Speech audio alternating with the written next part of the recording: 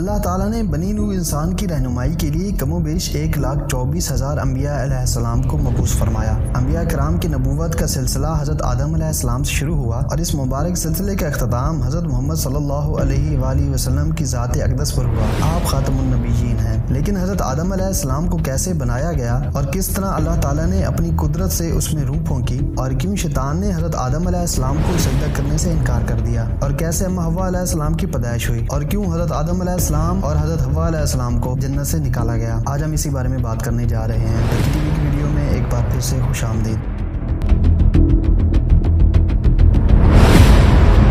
آسمان و دنیا کی گہما گہمی کسی بڑی خبر کی نوید سنا رہی تھی۔ جو وقت گزرتا جا رہا تھا، عبادت میں مصروف فرشتوں کے تجسس اور بے چینی میں اضافہ ہوتا جا رہا تھا۔ نظریں بیت المعمور پر تھیں اور کان اللہ کی پکار کے منتظر تھے۔ بالآخر انتظار کی گھڑیاں ختم ہوئیں اور رب ذوالجلال کا حکم فضا میں بلند ہوا۔ اللہ تعالیٰ قرآن مجید میں کچھ اس طرح سے ارشاد فرماتا ہے: میں زمین پر اپنا نائب بنانے والا ہوں۔ فرشتے اس فیصلے پر حیران تھے اور متعجب بھی۔ ان کا خیال تھا کہ جنات کی طرح یہ بھی زمین پر لڑائی کریں گے اور فساد برپا کریں گے۔ چنانچہ انہوں نے اس فیصلے کی حکمت معلوم کرنے کی غرض سے ڈرتے ڈرتے عرض کیا: اے ہمارے رب، ایسے شخص کو کیوں پیدا کرتا ہے جو زمین میں فساد کرے اور خون بہائے، اور ہم تیری تسبیح، حمد اور پاکیزگی بیان کرنے والے ہیں۔ اللہ تعالیٰ نے فرمایا: جو میں جانتا ہوں تم نہیں جانتے۔ اللہ تعالیٰ نے حضرت جبرائیل علیہ السلام کو حکم دیا کہ قرہ ارض سے مٹی لے کر آؤ۔ اللہ تعالیٰ نے حضرت آدم علیہ السلام کو ایک مٹھی خاک سے پیدا فرمایا۔ یہ مٹی تمام روئے زمین سے حاصل کی گئی تھی۔ یہی وجہ ہے کہ حضرت آدم علیہ السلام کی نسل میں مختلف رنگ و زبان کے لوگ پائے جاتے ہیں۔ جب اللہ تعالیٰ نے حضرت آدم علیہ السلام کا پتلا بنایا اور اس میں روح پھونکی تو سب سے پہلے ان کو چھینک آئی اور ان کے منہ سے اللہ کی حمد نکلی۔ اللہ تعالیٰ نے حضرت آدم علیہ السلام کو 4 عظیم شرف اور مرتبے عطا فرمائے جو کسی اور کو عطا نہیں فرمائے۔ اللہ تعالیٰ نے حضرت آدم علیہ السلام کو اپنے ہاتھ سے پیدا فرمایا، اس میں خود روح پھونکی، فرشتوں کو سجدہ کرنے کا حکم فرمایا اور اشیاء کے ناموں کا علم دیا۔ اللہ تعالیٰ نے حضرت آدم علیہ السلام کو تمام نام سکھا کر ان چیزوں کو فرشتوں کے سامنے پیش کیا اور فرمایا: اگر تم سچے ہو تو ان چیزوں کے نام بتاؤ۔ فرشتے کہنے لگے: اے اللہ، تیری ذات پاک ہے، ہمیں علم نہیں سوائے اس کے جو تو نے ہم کو سکھایا، بے شک آپ بڑے علم و حکمت والے ہیں۔ پھر اللہ تعالیٰ نے حضرت آدم علیہ السلام کو حکم دیا کہ ان چیزوں کے نام بتا دو، تو انہوں نے ان سب چیزوں کے نام بتا دیے۔ تو اللہ تعالیٰ نے فرمایا: دیکھو، میں نے تم سے نہ کہا تھا کہ میں زمین و آسمان کی تمام پوشیدہ چیزوں سے واقف ہوں؟ میں ان باتوں کو بھی جانتا ہوں جن کو تم ظاہر کر دیتے ہو اور جن کو تم دل میں رکھتے ہو۔ حق تعالیٰ نے تمام فرشتوں کو حکم دیا کہ آدم علیہ السلام کو سجدہ کرو، تو ابلیس کے سوا سب نے سجدہ کیا۔ اس نے انکار کر دیا اور تکبر کیا اور وہ کافروں میں ہو گیا۔ تو اللہ تعالیٰ نے ابلیس سے کہا: میں نے تجھ کو حکم دیا تھا، تو کس چیز نے تجھ کو سجدے سے باز رکھا؟ ابلیس کہنے لگا: میں اس سے افضل ہوں، تو نے مجھے آگ سے پیدا کیا اور اسے خاک سے۔ اللہ تعالیٰ نے جلال سے فرمایا: تو بحشت سے اتر جا، تجھے حق نہیں کہ تو یہاں رہ کر غرور کرے، بے شک تو ذلیلوں میں سے ہے۔ شیطان کہنے لگا: مجھے اس دن تک مہلت عطا فرمائیے جس دن قیامت آئے گی۔ اللہ تعالیٰ نے شیطان کو مہلت عطا فرما دی تو اس نے کہا: اب میں تیرے بندوں کو قیامت تک بہکاؤں گا، میں ان سب سے جہنم بھر دوں گا جو لوگ تیری پیروی کریں گے۔ ابلیس اور شیطان ایک ہی صفت اور حقیقت کے 2 ایسے نام ہیں کہ جس کا کام اللہ کے بندوں کو ورگلانا، شر پھیلانا، انہیں اللہ سے باغی کر کے برائی کے کاموں کی جانب راغب کرنا ہے۔ یہ انسان کا وہ ازلی دشمن ہے جو قیامت تک اس کا پیچھا نہیں چھوڑے گا۔ فرشتے نور سے بنائے گئے تھے، آدم علیہ السلام کو مٹی سے بنایا گیا، جبکہ شیطان کو آگ سے بنایا گیا تھا۔ ابلیس جنات میں سے ہی ایک تھا۔ جنات حضرت آدم سے 2000 سال پہلے سے دنیا میں رہتے تھے، جنہوں نے دنیا میں دنگا فساد مچا رکھا تھا۔ چنانچہ اللہ نے فرشتوں کے ایک لشکر کو دنیا میں روانہ کیا، جنہوں نے ان جنات کو مار مار کر سمندری جزیروں اور ویران علاقوں میں بھگا دیا۔ اس موقع پر بہت سے جنات قتل کیے گئے اور کچھ گرفتار بھی کیے گئے۔ انہی میں ابلیس تھا جو ابھی بچہ تھا، اسے آسمان پر لا کر رکھا گیا۔ یہ فرشتوں کے ساتھ عبادت میں مصروف ہو گیا اور بہت جلد علوم کا ماہر اور عبادت گزار بن گیا۔ چنانچہ اسے آسمانوں میں معلم الملکوت کے نام سے پکارا جانے لگا۔ ابلیس آسمان میں فرشتوں کا سردار بن گیا۔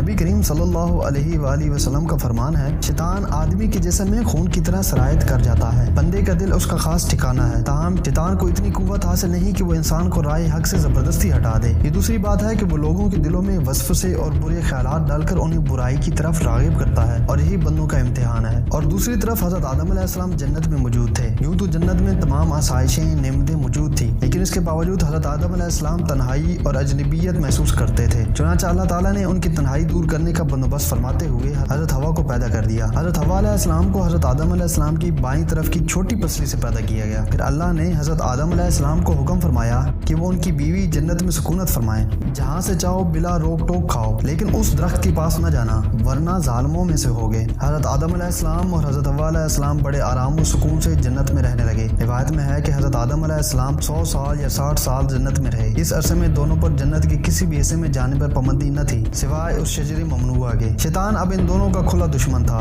اور اپنی سزا کا بدلہ لینے کے لیے بے قرار تھا۔ اس کی شدید خواہش تھی کہ یہ اللہ کے حکم کی خلاف ورزی کریں۔ پھر شیطان نے ان دونوں کے دلوں میں وسوسہ ڈالا تاکہ ان کی شرم گاہیں جو ایک دوسرے سے پوشیدہ تھیں بے پردہ ہو جائیں۔ شیطان ملعون نے انہیں کہا، تمہارے رب نے تم دونوں کو اس درخت سے اس لیے منع فرمایا ہے کہ کہیں یہ پھل کھا کر تم دونوں فرشتے نہ ہو جاؤ یا کہیں ہمیشہ زندہ رہنے والوں میں سے نہ ہو جاؤ۔ شیطان کی ان باتوں نے حضرت حوا علیہ السلام کو سوچنے پر مجبور کر دیا اور پھر شیطان کی مسلسل اور تواتر کے ساتھ سازشیں رنگ لائیں اور ابلیس نے حضرت حوا کو پھل کھانے پر راضی کر لیا۔ ایک دن حضرت حوا علیہ السلام نے حضرت آدم علیہ السلام سے کہا، ہم اس شجر ممنوعہ کا ذرا سا حصہ کھا کر تو دیکھیں، آخر وہ کیا راز ہے جو اللہ نے اسے کھانے سے منع فرمایا ہے۔ شروع میں تو حضرت آدم علیہ السلام اس کے لیے قطعی طور پر تیار نہ تھے، لیکن پھر حضرت حوا علیہ السلام کے مسلسل اصرار پر بے دلی سے راضی ہو گئے۔ ابھی ان دونوں نے پھل کو پوری طور پر چکھا نہ تھا کہ ان کی ستر گاہیں ایک دوسرے پر عیاں ہو گئی، جس پر دونوں بدحواسی اور پریشانی میں جنت کے درختوں کے پتے توڑ کر اپنے بدن چھپانے لگے۔ اللہ تعالیٰ نے دونوں کو پکارا اور فرمایا، کیا میں نے تم کو منع نہیں کیا تھا کہ اس درخت کا پھل نہ کھانا اور شیطان کے ورگلانے میں نہ آنا؟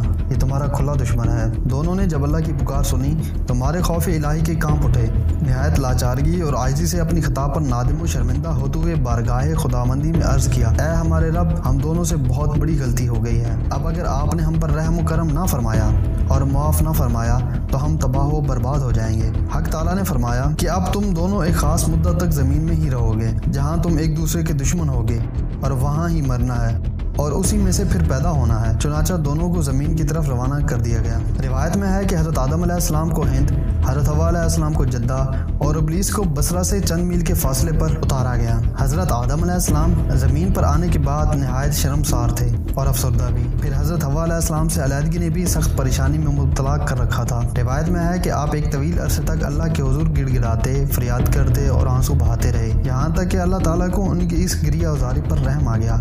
اور پھر ایک دن حضرت جبرائیل علیہ السلام نے حضرت آدم علیہ السلام کے پاس آ کر انہیں اللہ کی جانب سے معافی کی نوید سنائی۔ حضرت آدم علیہ السلام خوشی سے سرشار بارگاہ الہی میں تربت سجود ہو کر شکر بجا لائے۔ پھر حضرت جبرائیل علیہ السلام انہیں لے کر مکہ آئے، جہاں حضرت آدم علیہ السلام نے کعبہ شریف کی بنیاد رکھی اور حجر اسود کو کعبہ کی دیوار پر نصب فرمایا، پھر اس کے گرد طواف کیا۔ طواف سے فارغ ہو کر حضرت جبرائیل علیہ السلام انہیں جبل عرفات پر لے گئے، جہاں حضرت حوا علیہ السلام تشریف فرما تھیں، لیکن طویل عرصے کی جدائی اور حالات نے بہت سی جسمانی تغیرات پیدا کر دیے تھے۔ دونوں ایک دوسرے کو پہچان نہ پائے، جس پر حضرت جبرائیل علیہ السلام نے دونوں کا تعارف کروایا۔